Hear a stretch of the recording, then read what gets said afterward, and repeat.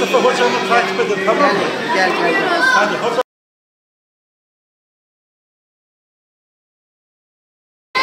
Birer tane, birer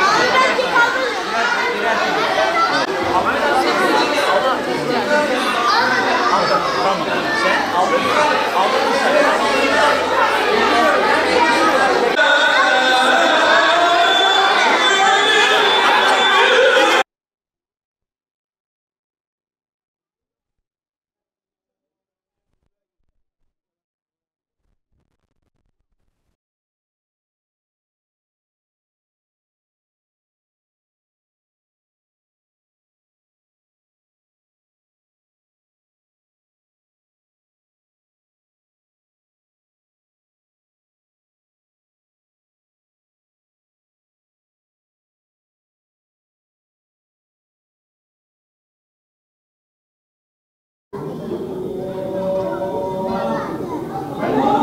Şu anda Üsküdar Valide-i Atik Camii'ndeyiz.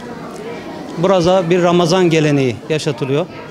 Haftada 2 gün çocuklarımız, hocalarımızın öncülüğünde, cemaatimizin desteğiyle çarşamba ve cumartesi günleri camiye geliyorlar. Cemaate karışıyorlar. Namazdan sonra kendileriyle ilgili çeşitli etkinlikler, onlara yönelik eğlenceler, hediyeler takdim ediliyor. Ve bu şekilde geleceğin cemaati caminin avlusunda, minarenin gölgesinde yetişiyor. Buradaki amaç zaten çocuklarımızı mescitlere, camilere alıştırmak. Tabii ki bu kolay bir şey değil. Çocuktur. Çocuğa her şey yakışır.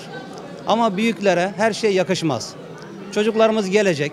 Biz onları bir şekilde usulünce kırmadan, dökmeden, incitmeden farklı tatlı uyarılar yapmakta bir sakınca yok.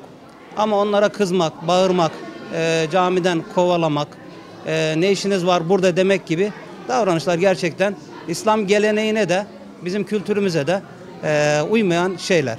Öncelikle ebeveynler Ramazan konusunda örnek olmalı. Oruç zaten tutacaklardır inanan müminler olarak. Ancak Ramazan'da daha mutedil, daha sükunet halinde, çocukları daha çok teşvik edici ama beraberinde hareket ederek. Mesela bir hayır yapılacaksa çocuklar eliyle yapabilmek, namaza giderken elinden tutmak, bir ziyaret olacaksa yaşlılar, ihtiyaç sahipleri, onları ziyaret ederken çocukları da bu olaya şahit etmek. Gerçekten önemli davranışlar diye düşünüyorum. Çok güzel bir duygu. Yani camilerimizde keşke hepsinde böyle olsa. Çok mutluyuz şahsen. Çocuklarımızın böyle bir ortamı görmelerinden çok mutluyuz. İşte böyle aktivitelerle doldurmaya çalışıyoruz. Ama tabii ki İstanbul'da çok zor oluyor bazen. Ramazanımız çok güzel geçiyor. Bu ikramlar çocuklar için Ramazan'ı hatırlatıyor. Ramazan'ın coşkusunu veriyor. Çok mutluyuz yani çocuklar için. Valide Atik Camii'nde çok huzur dolu bir ortam var. Ramazanımız güzel geçiyor yani herkesi bekleriz. Çocuklarla Ramazan boyunca camiye geliyoruz işte, terafiye geliyoruz. Terafide ikramlar oluyor. Baştan tutuyorum, teraviye bazı günler geliyorum. Evet, burada neler yapıyorsunuz? Burada bazı etkinlikler oluyor. Mesela bugün çiğ köfte, mısır, Osmanlı macunu gibi şeyler dağıttılar. Az önce müftülük geldi. Evet. Burayı eğlenceli buluyor musun? Neler yapıyorsunuz? Çok... Sevdin mi Ramazan'ı? Ramazan'ı sevdim. Çok eğlenceli buluyorum. Herkesi tavsiye ediyorum. İyi geçiyor, dua ediyorum. Arada sırada şeye kalkıyorum, oruca kalkıyorum. Dua ediyorum. Öyle geçiyor. Kimlere dua ediyorsun?